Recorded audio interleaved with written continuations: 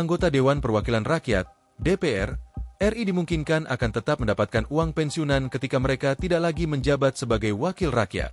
Hal ini tertuang dalam Undang-Undang Nomor 12 Tahun 1980 tentang Hak Keuangan Administratif Pimpinan dan Anggota Lembaga Tertinggi Negara, serta bekas pimpinan Lembaga Tertinggi Negara dan bekas anggota Lembaga Tinggi Negara Pasal 12, 1, dan Pasal 13, 1. Berdasarkan surat salinan yang diterima Tribun Neumcom, pimpinan Lembaga Tertinggi Negara dan anggota Lembaga Tinggi Negara yang berhenti dengan hormat dari jabatannya berhak memperoleh pensiun yang ditetapkan berdasarkan lama masa jabatan, di mana berdasarkan PP 75 Tahun 2000 perhitungan pensiun yang diterima paling tinggi yakni Rp3.639.540 dengan masa jabatan 2 periode. Selanjutnya Rp2.935.704 dengan masa jabatan 1 periode. Sementara yang paling kecil yakni Rp401.894 dengan masa jabatan 16 bulan. Diketahui, pemberian pensiunan anggota DPR RI ini menjadi salah satu tuntutan massa aksi dan masyarakat dalam aksi demonstrasi yang terjadi belakangan ini. Tuntutan penghapusan tunjangan pensiun itu bahkan dituangkan oleh rakyat dalam tuntutan 17.8. Adapun tuntutan 17.8 tersebut yakni tugas Presiden 1.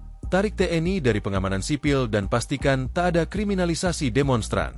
2. Bentuk tim investigasi kematian Afan Kurniawan dan semua demonstran yang menjadi korban aksi 25 hingga 31 Agustus. Tugas DPR RI. 3. Bekukan kenaikan tunjangan, gaji, dan fasilitas baru anggota DPR termasuk pensiun. 4. Publikasikan transparansi anggaran, gaji, tunjangan rumah, fasilitas DPR. 5. Dorong Badan Kehormatan DPR periksa anggota bermasalah. Tugas Ketua Umum Parpol. 6. Pecat atau sanksi kader partai politik yang tidak etis dan memicu kemarahan publik. 7. Umumkan komitmen partai untuk berpihak pada rakyat. 8. Libatkan kader partai dalam ruang-ruang dialog bersama publik. Tugas Polri. 9. Bebaskan seluruh demonstran yang ditahan. 10. Hentikan tindakan represif dan kekerasan berlebihan aparat dalam mengawal demo. 11. Tangkap dan proses hukum anggota atau aparat yang memerintahkan atau melakukan tindakan represif. Tugas TNI. 12. TNI segera kembali ke barak. 13. TNI tak boleh ambil alih fungsi Polri, tegakkan disiplin internal. 14. Tak memasuki ruang sipil selama krisis demokrasi. Tugas Kementerian Sektor Ekonomi. 15. Pastikan upah layak untuk buruh. 16.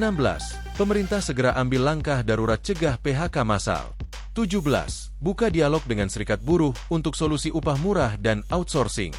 8. Tuntutan tambahan jangka panjang hingga 31 Agustus 2026. 1. Bersihkan dan reformasi DPR besar-besaran.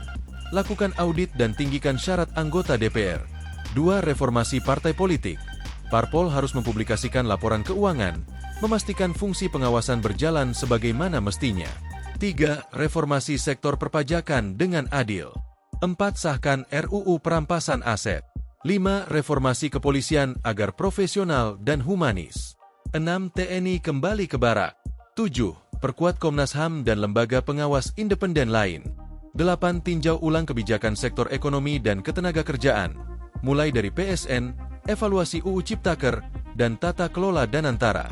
Download Tribun X sekarang, menghadirkan lokal menjadi Indonesia.